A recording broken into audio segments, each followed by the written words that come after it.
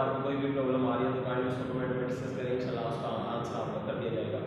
Next lecture start करने से पहले वही बात कि अगर अभी तक आपने चैनल को सब्सक्राइब नहीं किया तो चैनल को सब्सक्राइब कर दें और बेल आइकन को प्रेस कर दें ताकि तमाम के तमाम नोटिफिकेशंस, तमाम के तमाम लेक्चर्स जो है वो आप तक टाइमली पहुंचते जाए और आपको कोई भी मुश्किल पेश ना आए। नहीं बेटा, हमने लास्ट लेक्चर जो पढ़ा उसमें हमने अपना टॉपिक स्टार्ट किया हुआ था problem related to nutrition, malnutrition, उसकी डेफिनेशन की, और डेफिनेशन में हमने पढ़ा था कि 3 हम यहाँ पे डिस्कस करेंगे इसके काजेज, लीडिंग काजेज, जैसा कि हमने पढ़ा protein, energy, mail nutrition, PEM. उसके बाद आज हम नेक्स्ट अपना स्टार्ट करेंगे मिनरल डेफिशिएंसी डिजीज, एमडीडी, और उसके बाद हमारे पास बच जाएगा over intake of nutrient, OIA.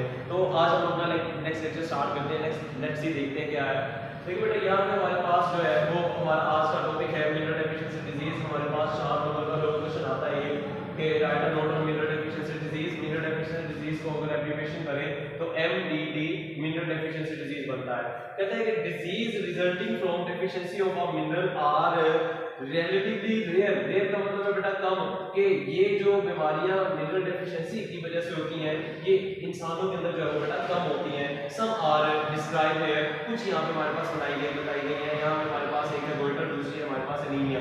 यहाँ पे बेटा देखें कि हमारे पास ये जो मैं आज आपको 2 टॉपिक करवा रहा हूँ, यहाँ पे हमारे पास 2 शॉर्ट क्वेश्चन भी इंपॉर्टेंट है। गोइटर डिफाइन कर दे, एनीमिया को डिफाइन कर दे, इसके अंदर एमसीक्यूज भी डिस्कस करेंगे और इसके साथ जो है ये आपका ये लॉन्ग क्वेश्चन भी है। तो देखें सबसे पहले हम गोइटर पर डिस्कस करते हैं। गोइटर बेटा कहते हैं गिलर्ड की बीमारी को, इट इज अ कंडीशन, ये ऐसी हालत है caused by insufficient amount of iodine. अब आयोडीन जो है बेटा वो कम होना, आयोडीन जो है ये यहाँ पे हमारे पास एमसीक्यूज है कि जो गोइटर की बीमारी है वो किसकी कमी की वजह से होती है, वो हमारी खुराक के अंदर जो है वो आयोडीन की कमी की वजह से बीमारी होती है goitre.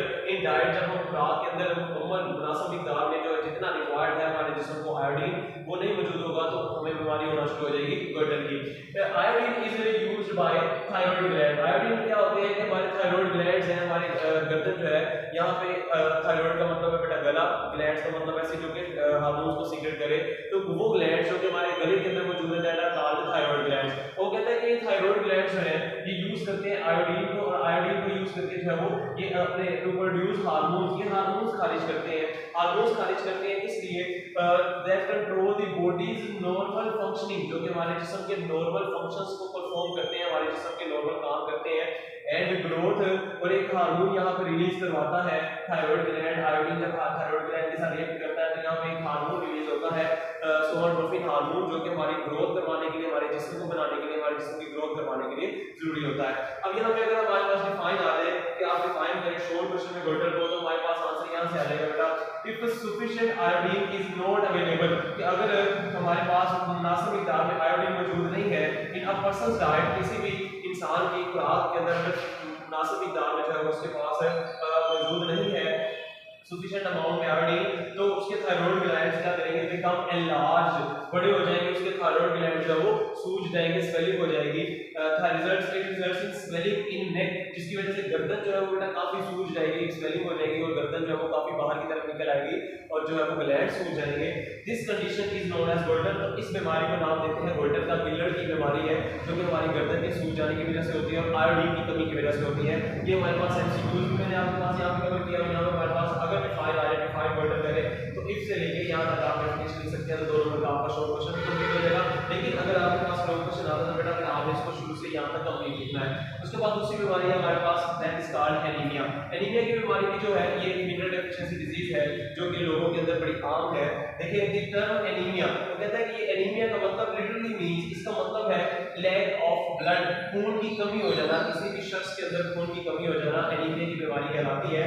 It is caused when number of blood cells is reduced. ये तब होती है जब उस इंसान के अंदर नंबर ऑफ ब्लड सेल्स जो बेटा क्या हो जाए, रिड्यूस्ड हो जाए, कम हो जाए, और जब उसके अंदर खून कम होना शुरू हो जाए तो नॉर्मल उसकी मुनासिब मिकदार से haemoglobin molecule contain a single atom of iron. अब देखिए बेटा कि मैंने आपको लास्ट लेक्चर में role of calcium and iron में भी हमने पढ़ा था कि जो आयरन है वो अहम प्ले रोल करता है किसमें, हीमोग्लोबिन को बनाने में। हीमोग्लोबिन एक प्रोटीन का मॉलिक्यूल है जो कि हमारे रेड ब्लड सेल के अंदर मौजूद होता है और रेड ब्लड सेल जो है वो ट्रांसपोर्ट करता है ऑक्सीजन को हमारे जिस्म के अंदर। अब जब क्या होगा कि आयरन सेंटर के तौर पे काम करता है, एक सेंट्रल एटम है हीमोग्लोबिन का, हीमोग्लोबिन को मॉलिक्यूल बनाने के लिए सेंट्रल एटम एक अहम एटम के तौर पे काम करता है। जब हमारे पास आयरन नहीं होगा तो हीमोग्लोबिन सही से नहीं बनेगा, और जब हीमोग्लोबिन सही से नहीं बनेगा तो रेड ब्लड सेल जो है वो अपने साथ ऑक्सीजन और जब हमारे पास ऑक्सीजन सही से जुड़ेगी नहीं तो खाली जब रेड ब्लड सेल हमारे ट्रांसपोर्ट करेंगे सेल तक, तो सेल तक ऑक्सीजन को लेके नहीं जाएंगे। जब सेल तक ऑक्सीजन ही सही से पहुंचेगी तो सेल जो है वो सही से एनर्जी हासिल नहीं कर सकते, जिसकी वजह से सेल जो है वो प्रॉपर अपना फंक्शन परफॉर्म नहीं कर सकते, जिसकी वजह से सेल जो है वो आहिस्ता आहिस्ता डेड होना शुरू हो जाएंगे। तो देखिए ऐसी कंडीशन होगी, वो कहता है haemoglobin molecule contain a single atom of iron. ये हमारे पास एमसीक्यू है कि हीमोग्लोबिन के अंदर सेंट्रल एटम कौन सा होता है, तो बेटा देखिए आयरन जो है वो एक सेंट्रल एटम के तौर पर काम करता है। Central if body fails to receive sufficient amount of iron, कि अगर किसी इंसान के अंदर जो है वो खास मिकदार में, मुनासिब मिकदार में जो है वो आयरन मौजूद नहीं है या आयरन की कमी होती जा रही है, तो क्या होगा, एडिक्वेट नंबर, एडिक्वेट का मतलब बेटा मुनासिब of haemoglobin are not form, तो मुनासिब मिकदार में हमारे पास जो है वो रेड ब्लड सेल नहीं बनेंगे। और जब मुनासिब मिकदार में रेड ब्लड सेल नहीं बनेंगे तो ऑक्सीजन सही से बाइंड नहीं होगी, और जब रेड ब्लड सेल लेके जाने के लिए नहीं है तो फिर ऑक्सीजन ट्रांसपोर्ट किस तरह से होगी, जब ट्रांसपोर्ट नहीं होगी ऑक्सीजन तो वो इंसान जो है वो आहिस्ता आहिस्ता वीक होना शुरू हो जाएगा। तो इन दिस केस की सूरत हाल में there are not enough functioning of red blood cells, तो इस सूरत हाल में रेड ब्लड सेल अपना काम सही से काम कर नहीं सकते। रेड ब्लड सेल का काम जो है ऑक्सीजन को ट्रांसपोर्ट करना होता है इंसान या जानदार के जिस्म के अंदर। जब उसने ट्रांसपोर्ट करना है ऑक्सीजन को तो आयरन की वजह से ही हीमोग्लोबिन के साथ जुड़ता है आयरन। जब आयरन जो है वो ऑक्सीजन, आयरन जब है ही नहीं तो हीमोग्लोबिन के साथ ऑक्सीजन सही से जुड़ेगा नहीं, और जब ऑक्सीजन सही से नहीं जुड़ेगा तो खाली जब ट्रांसपोर्ट करेगा रेड ब्लड सेल तो वो ऑक्सीजन, रिक्वायर्ड ऑक्सीजन जो है वो सेल्स तक लेके नहीं जाएगा। दी पेशेंट इज वीक, ऐसा शख्स जो है, ऐसा मरीज जो है वो वीक होना शुरू हो जाएगा, कमजोर होना शुरू हो जाएगा। And there is a shortage of oxygen supply to body cells, और उसके सेल्स के अंदर जो है वो बेटा क्या हो जाएगी कि उसकी ऑक्सीजन की कमी हो जाएगी, और जब ऑक्सीजन की कमी हो जाएगी तो ऑक्सीजन जो है वो ग्लूकोज को तोड़ने के लिए जरूरी होता है। जब ग्लूकोज सही से टूटेगा नहीं तो उसके सेल्स को सही से एनर्जी मिलेगी नहीं, इस वजह से वो इंसान जो है वो थका फील करे और यूरिक एसिड और टाइम जो है उसका कलर जो है वो ब्लू रहे, हल्का सा काम करे तो थक जाए, तो this condition it is called anaemia. ये एनीमिया की बीमारी कहलाती है। ये यहाँ पे बेटा आपके पास शॉर्ट क्वेश्चन भी आ सकता है 2 नंबर का कि डिफाइन एनीमिया करें, तो आप इसको जो है यहाँ से कवर कर सकते हैं। उसके बाद ये इंपॉर्टेंट लॉन्ग क्वेश्चन भी है कि right and note on mineral deficiency disease, mineral deficiency disease पे नोट लिखें, यहाँ पे एमडीडी पे नोट लिखें। तो ये आपने अच्छे तरीके से कर लेना है। उम्मीद करते हैं कि आपको लेक्चर जो है वो समझ आया होगा। अगर कोई भी प्रॉब्लम हो तो काइंडली जो है उसको कमेंट में डिस्कस करें। और फिर लास्ट बात पे कि जो है वो आपने अगर अभी तक चैनल को सब्सक्राइब नहीं किया तो चैनल को सब्सक्राइब कर दें और बेल आइकन को प्रेस कर दें। इंशाल्लाह नेक्स्ट लेक्चर में मुलाकात होगी। अभी के लिए अल्लाह हाफ़िज़।